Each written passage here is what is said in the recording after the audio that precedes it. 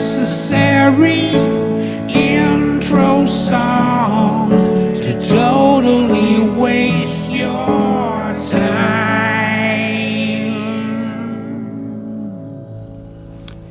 If you don't hate who I hate, then you are hateful and I hate you. That should be the slogan for the internet. I wrote that, I think, in 2016 or 17 on Facebook. And it's more true now than it was then. But I have to be fair, and I think it's more true. Well, I don't know. I haven't lived in Mississippi. I don't know what it's like there. I've lived in San Francisco for the past 22 years. So I should probably just stick to what I know. I've lived in San Francisco, Brazil, and Utah. Those are the three places I've lived for extended periods of time. So I should probably just talk about those three places. You know? If I stay in San Francisco for another few years, I will have lived most of my life in San Francisco. Oh, I lived in Canada too, but not for long. Not for long enough. I was born in Canada. If you don't hate who I hate, then you are hateful and I hate you. I don't find that to be as true when I go back to Utah as I do when I'm here in San Francisco. And I know I've talked about this before, but get used to me talking about similar things over and over again. You know? I moved to San Francisco to get away from the church ladies. It was only a few months after I moved to San Francisco when I started realizing, oh shit, these people down here are maybe even more judgmental than the church ladies I was trying to get away from. You know? I got down here, and to be fair, there was a bandmate of mine who grew up in the Bay Area, but I met him in Provo, Utah, and we did music there for 3 years. Boy, you know, back then it seemed like a long time, 3 years, but now 3 years ain't shit. You know what I mean? Like I'm quoting a Facebook post from 3 years ago, for example. We've all been on Facebook for over a decade now. Can you believe that shit? But he was down here, and what's funny is, you know, in the 20 years, he still lives in the Bay Area, and in the 20 years I've been here, I've run into him like 3 times total to show you how far apart our social circles have been, even in a small town. And this is a small town. But I remember him going around with signs, even back then, you know. This was when George Bush was running for re-election and against Al Gore. And I remember running into him at a incredibly strange wrestling event. And he was walking around with a sandwich board graphic of George Bush with a Hitler mustache. So yeah, this Nazi thing isn't anything new. It's just ramped up. It's like they're going for broke. Yeah, I remember back then even, and he was a former Mormon guy, raised in the Bay Area. So it's not just, maybe it is just Bay Area because he wasn't from Utah. But we were in a ska band together, and he was obsessed with racism then, too. Same themes, you know. And I was too, kind of, you know. You grow up and you think, I'm going to be the champion. Racism's bad. Of course, racism is dumb. It's stupid. It's bad and whatever. But it's so easy to fight the invisible ghost. You say the most obvious thing. Racism is bad. Oh, high five. But now, it's this weird thing. I never felt, well, it's not. In Utah, you did feel judgment, right? You would feel judgment if you would do something wrong, if you were a weirdo, you didn't want to go to church, if you were an atheist, especially, but mostly if you were in it and then you left it, And I know a lot of people who are not from Utah that went and felt like they were judged. And a girl I dated lived in Utah for a while. Not when I was there, after I was gone, but and she felt incredibly judged, according to her, for her tattoos and stuff. And I can see that. Sure. Absolutely. Fair enough. But the difference is they want you to be on their team. The whole thing about Mormonism and a lot of Christianity is the proselytizing. They want to save you. Do you know what I mean? They want to save you. They believe in hell. I don't believe in hell, but they believe in hell. And they will threaten you with going there if you continue on your path. But they want to save you from it. And they really do. In my experience, the Mormons really do want to save you from what they believe is eternal damnation. And they will pester you about it. And they will, sometimes they won't give up on you. They'll keep knocking on your door. They'll bring casseroles over. They might even mow your lawn. And of course, I'm overdoing it a little bit for nostalgic reasons, probably. But it's built in to the system to save you, to call you to repentance, and to save you. Save you from the evil things that you're doing, And, when you're young, you think, evil, what are you talking about? Just drink a little booze, smoke a little pot. This is evil. Just touching somebody's genitals, mutual. It's mutual. They're touching my genitals too. It's consensual.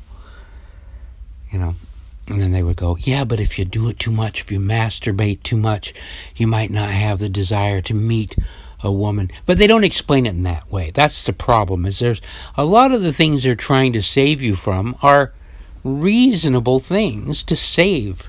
Reasonable things that, if not moderated, can lead to bad effects.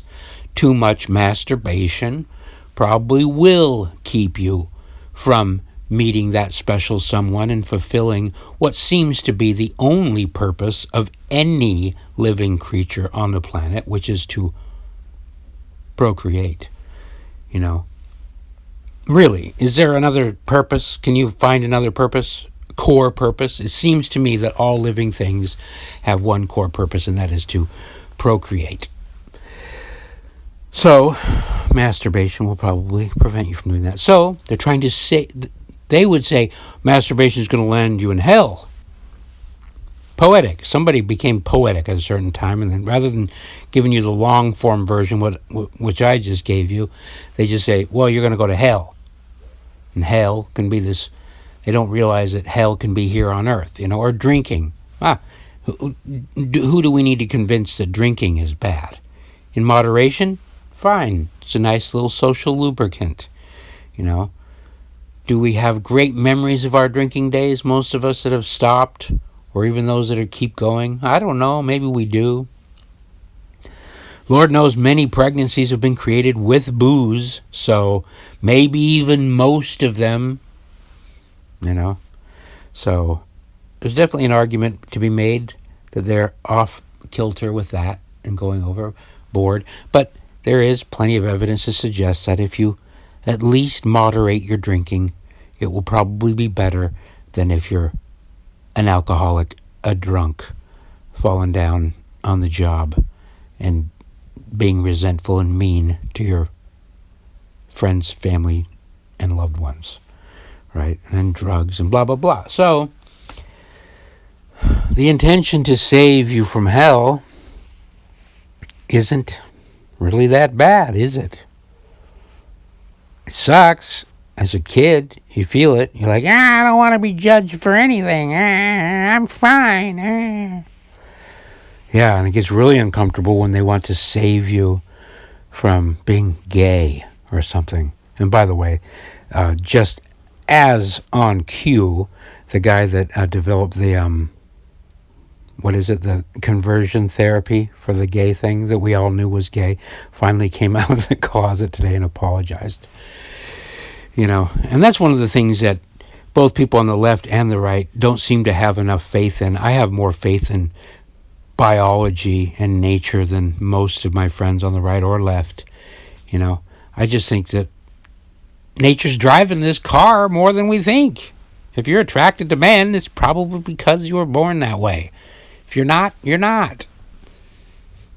Why are you concerned with other people's genitals so much anyway? Knock it off. Both sides, knock it off. But anyway, comparing and contrasting is what we're doing right now. We're comparing I'm trying to be as honest as I can about Utah and San Francisco and the differences. I lived after I got done with my Mormon mission, and by the way, let me back up.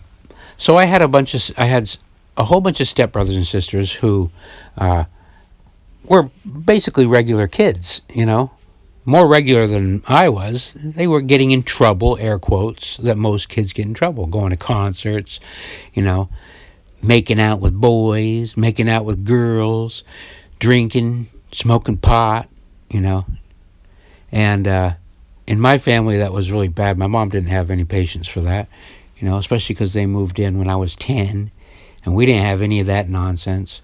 But if they wouldn't have gotten in so much trouble for that stuff and caused so much drama, it's not really their fault that the drama came. It was the reaction to it, because looking back, they were pretty normal kids, most of them.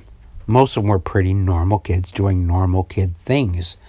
It didn't need to be nearly as dramatic as it was. But I kind of rebelled against them and found my place in the family by being the good boy. I'm the one that I stayed Mormon for the most part. I did some shoplifting. Got in trouble for that. My mom cried her eyes out, But for them, and I wouldn't hang out with Mormons. My best friend was Mormon. But for the most part, I chose not to hang out with Mormons. And when my mom would give me shit about it, or my seminary teachers Sunday school teachers would give me shit about it, I would claim to be more Christ-like than them. I would say, well, hey, Jesus walked through Samaria, not around Samaria. He was very clear why. He hung out with prostitutes.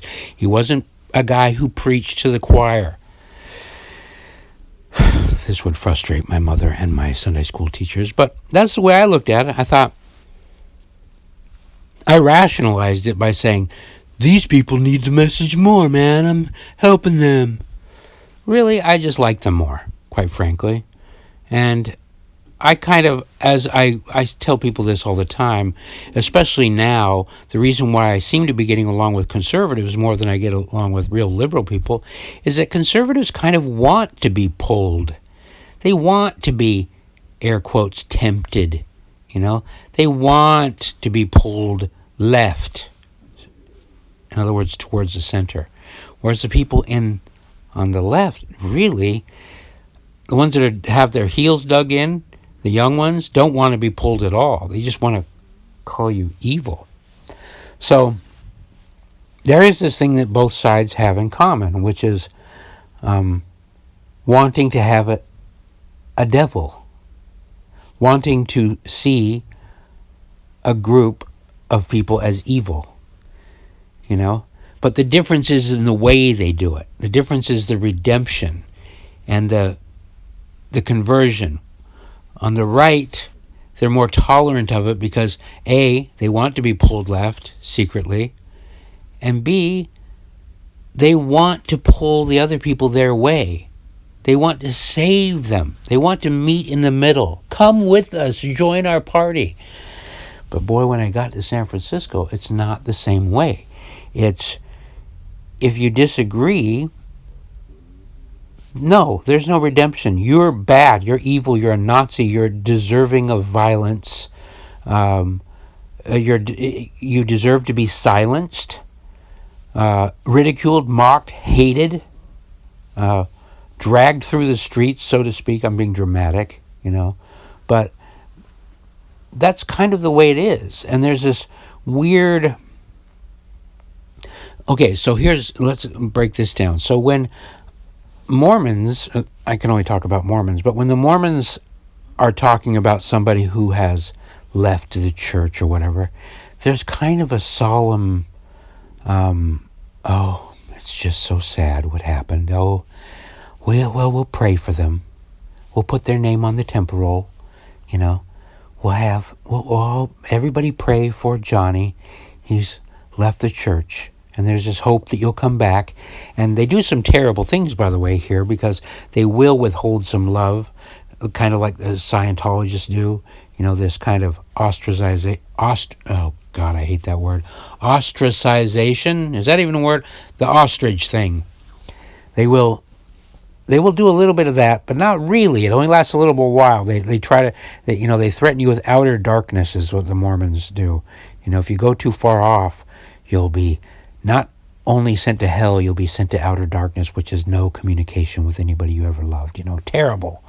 And so they try a little bit of that in real life. But the goal is to get you to come back.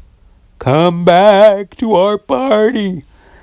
But you don't see that in San Francisco.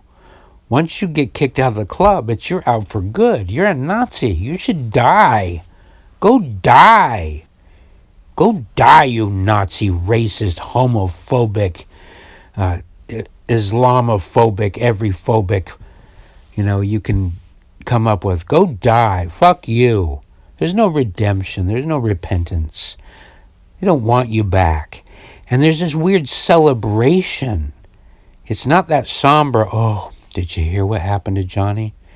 He became conservative. It's so sad. I hope we get him back. No, it's, fuck that guy. That guy's a son of... Who knew? Did you even know? I didn't know. Who could have known that underneath all that Burning Man outfit, he was a secret Nazi? Well, he wasn't.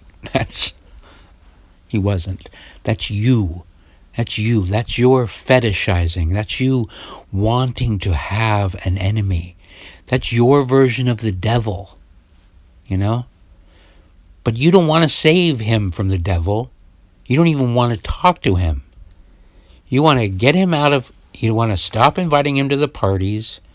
You want to stay as far away from him as you can. You don't want to defend him because you don't want to be seen as a Nazi sympathizer. It's a really different thing. And I think it's because a lot of these people weren't raised with religion and they don't know the function of redemption or conversion or proselyting or whatever. It's like they're preaching the hellfire and damnation without any recourse. There's no way to join the team. You're either on it or you're not. And once you're off of it, I guess the only way you can prove you're back on it is to do a bunch of acid and drugs and go on. But you can't go on an apology tour. We've seen how that works. It doesn't work. And they don't want to anyway.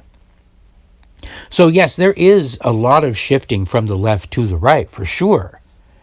But, mostly because of the excommunication factor. You got to work really hard to get excommunicated from the Mormon Church, and some people do get excommunicated. But you don't have to do much to get excommunicated from society in San Francisco.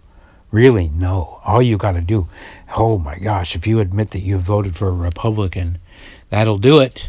That'll do it. The years that I had relative peace in San Francisco were when Obama was ruling, because people mostly forget about politics. Our guy's in charge, everything's fine. He can do the exact same things that George W. Bush did, and he did. In fact, he ramped it all up, but it's fine because he's the cool black guy, the lefty. Everything's fine. So I enjoyed relative peace, but it was also a lot of just keeping my mouth shut about stuff. I mean, I didn't totally keep my mouth shut. I mean, I made some political posts and got myself in a little bit of trouble, but it wasn't until a few years ago where I just went, who gives a fuck? Especially with the 2016 thing coming up, when Trump was running and they all went doubled and tripled down on the Nazi thing. I was like, well, there's just no room for... They're calling the people that I grew up with, the really good people that I grew up with, they're calling them... They're using the word, the only word that they have, the worst word that they can imagine, and attributing it to them. You know? That's sad. It's not fun. It's not interesting. It's just weird. It's sad. And it's actually foreign to me. Because it's much more hardcore than the Mormon stuff. That's hardcore shit. You know, I never heard Mormons talking about how we gotta kill them faggots. You know, I guess there's probably one, dicks in high school that were like that, but it wasn't a Mormon thing. That was just a fucking weird, that's everywhere. Do you know what I mean? I don't know. But there is a dramatic difference, and it does make me sad. And that's not what I'm... God, this is going to be a bum-out podcast, huh? But there's so many reasons to believe that the world is getting better. And it is. By almost any metric you can imagine, it's getting better. And it's my own fault for moving to such an unbalanced place. There's just nothing about it. And I was going to say, I moved from Provo, Utah, and you go ahead and look on one of those voting maps. I moved from the reddest neighborhood in the reddest state right into the bluest neighborhood in the bluest state. So both were very extreme. Neither were mixed. I didn't choose well, Provo, Utah versus District 5. Not one person in my district, including me, voted for Donald Trump. Not one. And that does not send a message of diversity at all. That's a message of conformity. Even in that red Provo, I'm sure, I know there were, because there were always these liberal little corners of rebels at BYU. So there were people there, for sure. I know lots of them that voted for Hillary. So the extreme left uniformity that I've experienced over the last 24 years in San Francisco, I didn't even experience on the other side in Provo. Yes, it was totally red, but there's room. You know what I mean? There's room for differing thought there. And even within that, you got the Hillary Mormons that will rebel, and they deal with them, and it's fine. You can disagree, but you can't disagree here. So it has been... What was I talking about? I was saying there are so many reasons why the world is getting better everywhere, by every single metric. People are getting along better, less death by war, less starvation, less disease, But this, it is sad to have invested 22 years into a city and feel like all the time and investment I made into those friendships, air quotes, only to have them just cut me off forever. It's like, oh, Merkley's a Nazi. He's a bad person, Unfollow, unfriend, goodbye, see you later. He's evil. His people are evil. We all knew it. We should have known it. He's from Utah. We should have known that he was a Nazi. All the Nazis are from Utah. Mormons are terrible people. You know, it's sad. It's weird. It's weird to know that people that you spent so much time with have those feelings about you. And if they don't, and actually I secretly don't think that any of them do, but they can't express it. They can't defend. You know, they can't. They're not allowed because, you know, I might get my Nazi juice on them. You know, so they can't comment. They can't like.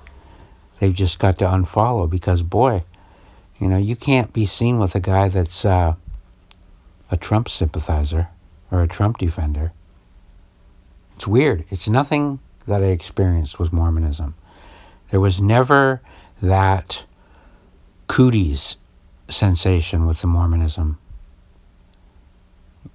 You know? I mean, I felt it a little bit in high school and stuff when the asshole jocks called me new wave preppy faggot and stuff. But hell, most of them weren't even Mormons. And I'm not trying to make this about a Mormon. I'm not trying to defend Mormons. Well, I am actually, because I'm surrounded in San Francisco by people who think red state people are evil people. And they couldn't be more wrong. They just couldn't be more wrong. These are regular people, good people. They have their faults, just like everybody. But these are good people. They're regular old Americans that do wonderful things every day for each other and for others. And if you had a trouble in your neighborhood, you want the Mormons to come around. They make great neighbors. They're going to be the first ones to help. They're going to pull over and help you with your spare tire. You know? They're not evil. Trump isn't evil. He's not. He's just a guy. Rich people, not evil. Of course, they know that. It's mostly the rich people here that are the rich liberals. Oh, what a weird combination that is.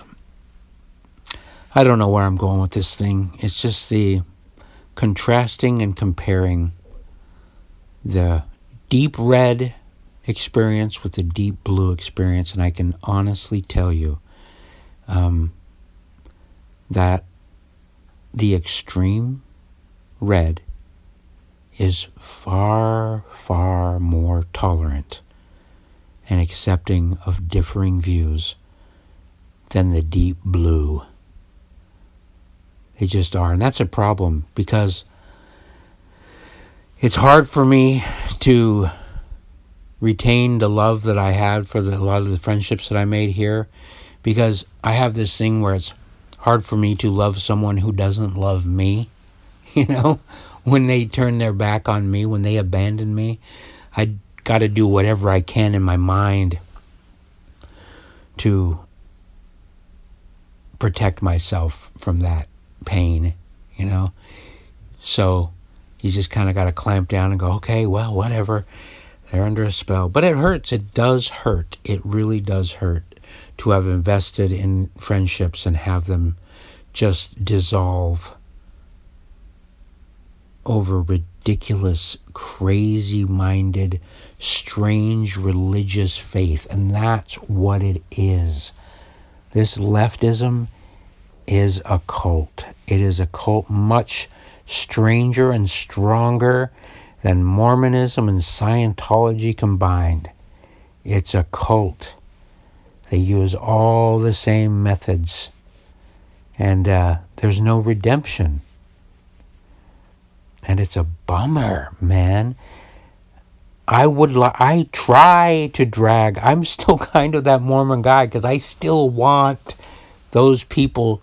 I want to save them from the hell of leftism, of the cult of leftism. I wish I could. I wish there was something I can do. But what can you do when people just turn you off? delete you, unfriend you. It makes a guy like me go, wow, why did I waste my time here in San Francisco? I could have spent the last 22 years working on and with my people who are much more receptive to change. I mean, there's no point in regretting things, but there's also no point in not admitting it when it seems pretty glaring that you fucked up. You spent too much time on the wrong folks who had no interest in hearing a different way. Anyway, what a bummer. I didn't mean to make a bummer thing. Let me give you something hopeful, okay? Let me give you something hopeful for the one or two people that might still be in the Church of Lefty that listen to this. Here's the good news. These people that you think are bad, you think are evil, including Donald Trump, they're not. They're well-intentioned people who want to help. They have a different way. They have a different thought process. They might be smarter than you. They might be dumber than you. And that's always true because you've got certain talents they don't have and they have certain talents you don't have. But they're not evil people. You don't need to see them that way. It is not helpful. It's not helping you. It's not helping them. You're not evil. You don't want to think that way. Don't let your friends pressure you into thinking that way. You probably don't think that way either, anyway. And it's only a matter of time before you're excommunicated from that cult anyway. And you know that. I don't need to tell you. Nobody fears a lefty like a lefty. Nobody fears Antifa like an Antifa person. It's probably why they wear masks. You're not dealing with evil people. They're not Nazis. They're not. They aren't Nazis. Give it up. Stop it. You're being ridiculous. Anyway, I think that's all for now. Thanks for listening.